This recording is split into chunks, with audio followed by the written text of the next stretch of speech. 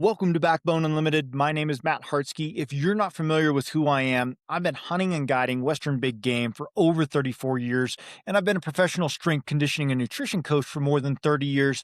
And I'm here to help you become a more successful and consistent hunter, bear hunter, and outdoorsman. In this episode, we're breaking down how black bears use wind, and more importantly, how misunderstanding wind quietly ruins more bear hunts than any other single factor. Most hunters know wind matters. They've heard it their whole hunting life. But knowing wind matters and understanding how bears actually use it are two very different things. And that gap is why so many bear hunts fall apart without the hunter ever seeing an animal. Bears don't just smell well. They hunt with their nose. They travel with it. They make decisions with it. And in spring, especially, bears use wind in ways that don't match what a lot of hunters expect. This episode isn't about generic wind advice like keep it in your face. That advice is incomplete and often misleading when it comes to bears. Instead, we're going to break down how bears approach feeding areas, how they move through terrain with wind advantage, how they scent check before committing, and why so many hunters think bears just vanished when in reality, the bear already knew they were there. By the end of this episode, you'll understand how bears read wind in real time, why thermals matter more than forecasted wind, how bears use terrain to their advantage, and how to position yourself so wind becomes a tool instead of a liability. Let's get into it.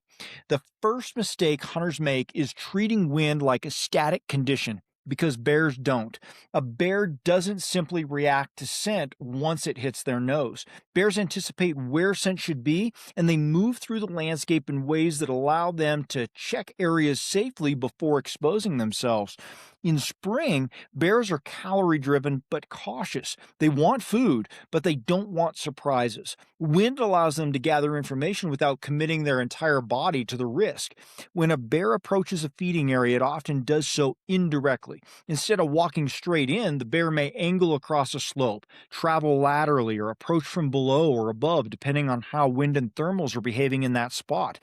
The goal is simple: smell first, step out second. This is why a lot of bear hunters so often glass feeding slopes that look perfect and they never see a bear. The bear may already be there, just below the slope, just inside cover, or circling downwind, learning everything it needs to know before deciding whether to expose itself. Another key point here: bears are patient. They don't rush decisions. If the wind isn't right, they wait. If thermals are unstable, they delay movement. If scent is questionable, they reposition. Hunters often misinterpret this behavior as bears being nocturnal, pressured, or absent. In reality, the bear is using wind exactly as intended to avoid unnecessary risk. Understanding this changes how you hunt. You stop expecting bears to walk into bad wind just because there's food present. Instead, you start asking where a bear would go to smell that food safely. That question alone reshapes your setups.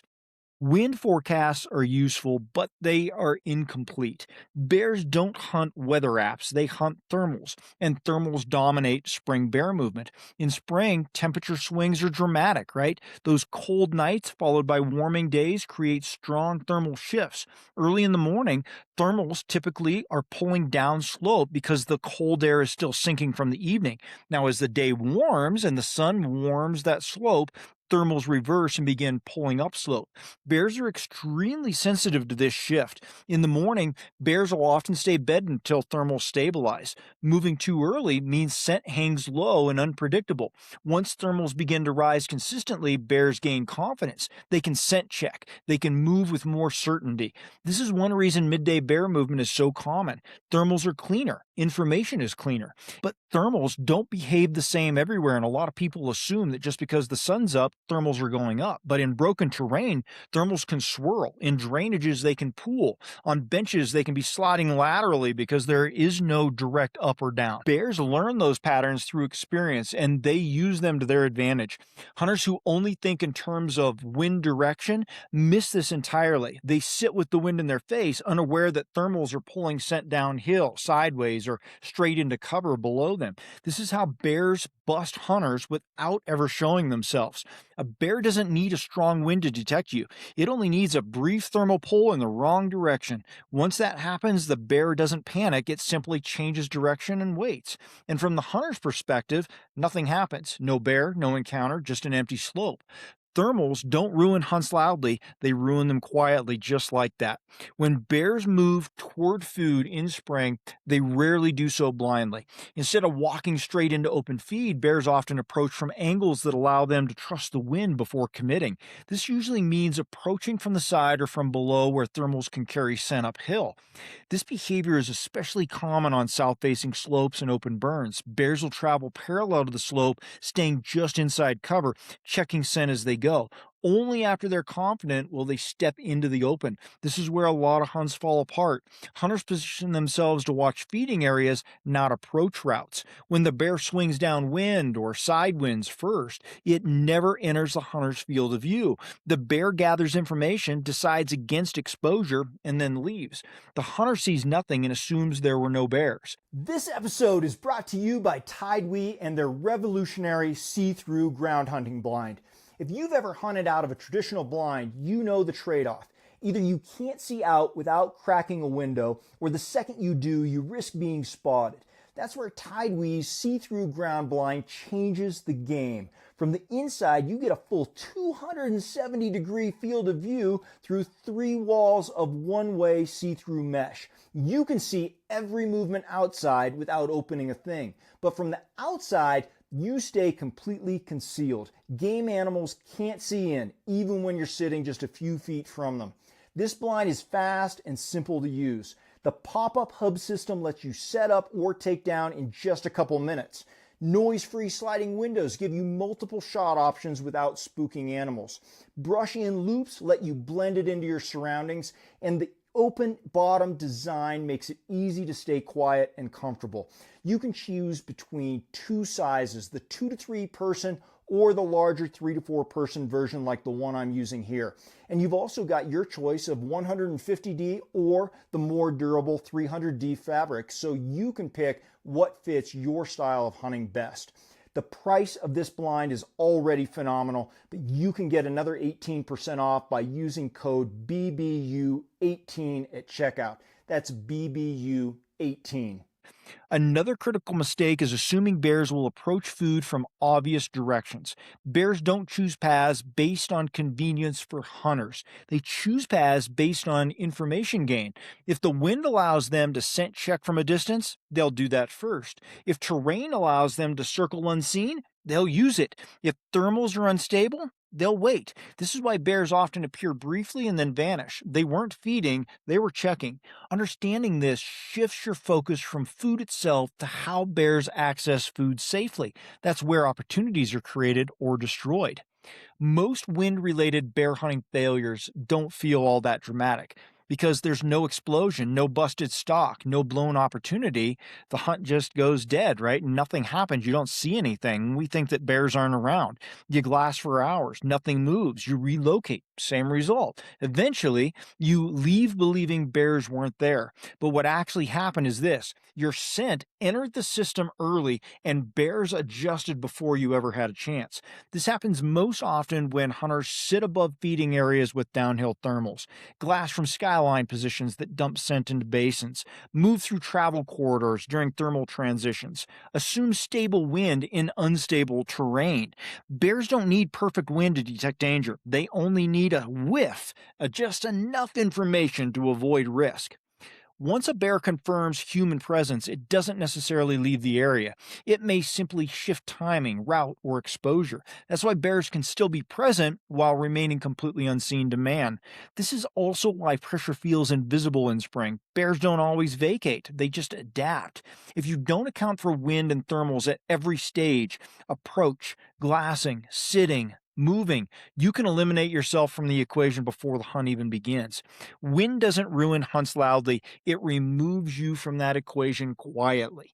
Using wind effectively doesn't mean eliminating risk. It just means managing information, right? How that flows to the animal. The goal is not to be scent free. That's impossible. The goal is to control where your scent goes and where it doesn't. Successful bear hunters choose positions where scent blows into dead ground. Thermal thermals carry scent away from approach routes. Bears must expose themselves before hitting your scent. Wind direction is consistent, not necessarily perfect, but consistent. Side hill positions are often superior because they limit where scent travels. Benches can be dangerous if thermals pool. Ridgetops can be deadly if scent dumps downhill. Approach routes matter just as much as sitting positions. Walking through feeding areas or travel corridors early contaminates the system before bears ever move. Good wind setups don't guarantee success, but bad wind setups guarantee failure. This is why wind awareness must be continuous. You don't check the wind once, you monitor it constantly. Bears are doing the same thing. When you hear about hunters consistently seeing bears while others don't, wind is often the separator. Experienced bear hunters aren't just luckier, they're quieter in the system. Their scent enters less critical areas. Their timing aligns better with thermal stability. Their positioning forces bears to show themselves before confirming danger. They still get winded sometimes. Everybody does. We all do. But they reduce the frequency dramatically, and that difference compounds. Over a season, the hunter who manages wind most effectively sees more bears, learns more patterns, and builds confidence. The hunter who ignores wind keeps blaming randomness. Wind isn't a background factor in bear hunting, it's the framework. Everything else sits inside. So I just want to emphasize bears don't just smell danger, they plan around it. Wind and thermals shape how bears move, when they expose themselves, and whether a hunt ever has a chance. If you ignore thermals, trust forecasts blindly, or assume bears will walk into bad wind, you're going to keep hunting empty slopes. Not because bears aren't around, but because they already know you are. Spring bear hunting demands wind awareness at every stage. Where you sit, how you approach, when you move, and where your scent travels all matter. When you manage wind intentionally, spring bears stop feeling random and they're going to start becoming more readable.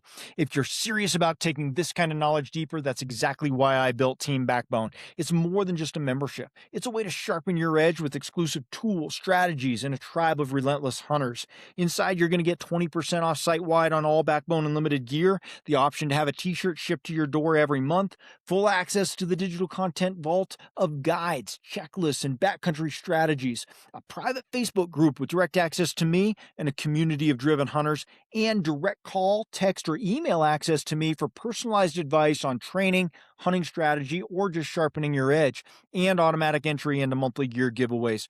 This is built for the guys who train for the hunt, push themselves in the off season, and want to be part of a tribe that makes them better. If you're ready for that kind of inner circle, then Team Backbone is waiting for you at backboneunlimited.com underneath our membership tab. Thanks for being here. I appreciate each of you. Until next time, train harder, hunt smarter, and never settle.